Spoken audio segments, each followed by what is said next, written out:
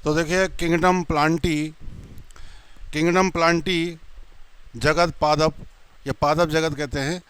इस इनको are यूकरेटिक chlorophyll containing organism, इसमें सभी यूकरेटिक होते हैं और साथ में क्लोरोफिल कंटेनिंग, क्लोरोफिल युक्त जीवधारी होते हैं। क्लोरोफिल युक्त जीवधारी होते हैं, पाए जाते हैं। इनको क्या कहते हैं आमतौर पर, इन्हें क्या कहते हैं प्लांट।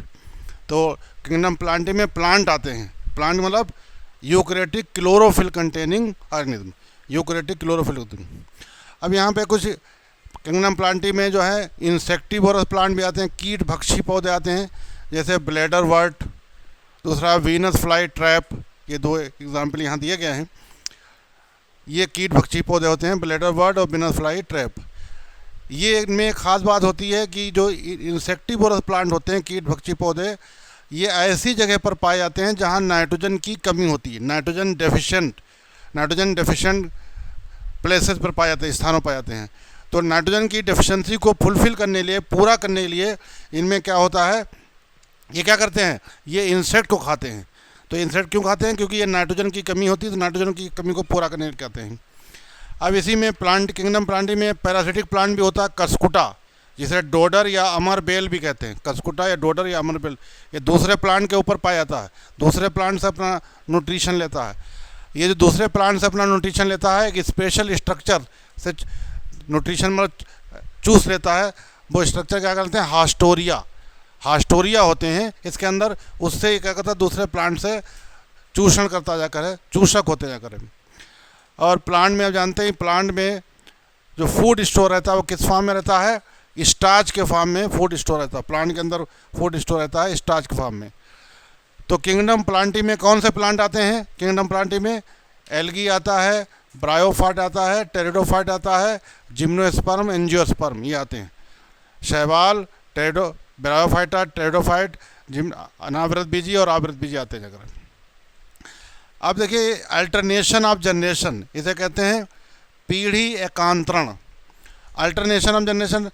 अब इसमें जो किंगडम प्लांटी में जो दो ग्रुप आते हैं, एक एल्गी और ब्रायोफाइट, इनके लाइफ की जो डोमिनेंट फेज़ है, यानी ज़्यादातर पूरे लाइफ में ज़्यादातर कौन सी फेज़ रहती है, गैमेटोफिटिक मतलब क्या होता है, हैप्लॉइड, आगुड़ित, जिसके अंदर क्रोमोसोम नंबर क्या हो, n हो।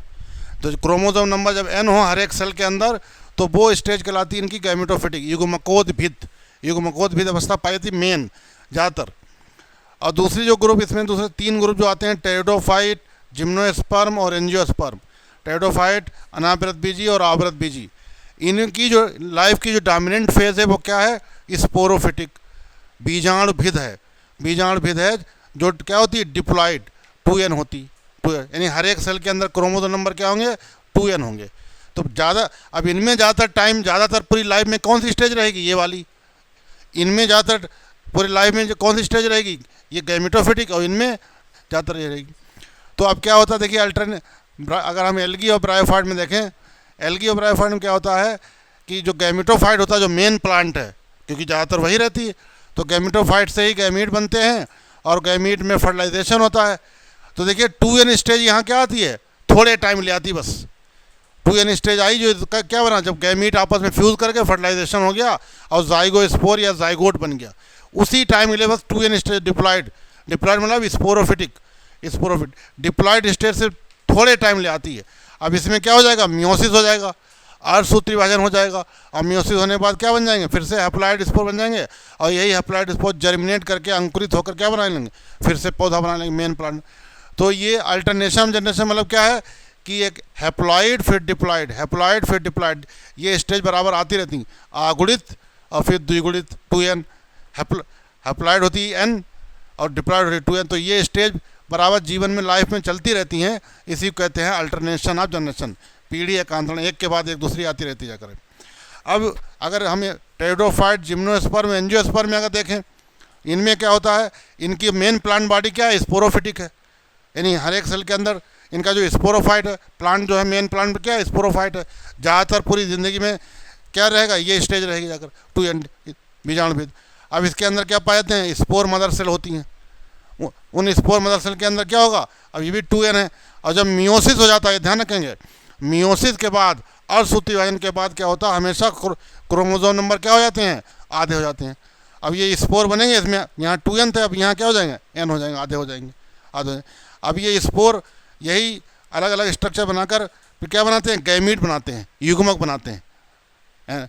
अब चूंकि मेन प्लांट बॉडी फिर से बनना है, तो प्लांट बॉडी में क्या 2n होना चाहिए, तो अब क्या होगा, इनमें इन जो गैमीट बन गए इनमें फ्यूजन होगा, फर्टिलाइजेशन होगा, निषेचन होगा, और क्या बन जाएगा, जाइगोट, 2n बन जाएगा। और ये जाइगोट डेवलप होकर एम्ब्रियो बदलेगा, भ्रूण में 2n, और यही एम्ब्रियो डेवलप होकर फिर से प्लांट बना लेगा, स्पोरोफाइट बनाएगा। तो यहाँ पर मेन प्लांट बॉडी 2n है, डिप्लॉइड है, और यहाँ जो हैप्लॉइड स्टेज होती है वो थोड़े टाइम के लिए होती है, यहाँ उसका उल्टा है।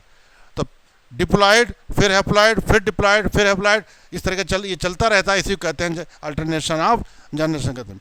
यहाँ खास ध्यान देने वाला बात है कि ये जो जिनकी लाइफ में गैमेटोफिटिक स्टेज होती है, मेन डोमिनेंट स्टेज, प्रभावी अवस्था गैमेटोफिटिक होती है, उनमें मियोसिस कब होता है, जाइगोस्पोर बनने के बाद जाइगोस्पोर में मियोसिस होता जाकर है। और जिनकी लाइफ में स्पोरोफिटिक मेन स्टेज है, उनमें जो मियोसिस होता है वो स्पोर बनते हैं या गैमीट बनते हैं, यानी जाइगोट बनने से पहले होता है। यहाँ जाइगोट जब बन गया उसके बाद मियोसिस हो रहा, यहाँ जाइगोट बनने से पहले मियोसिस होता, पहले मियोसिस अर्धसूत्रीय विभाजन होता जाकर है, ये हो जाकर। तो ये अल्टरनेशन ऑफ जनरेशन हो गया जाकर।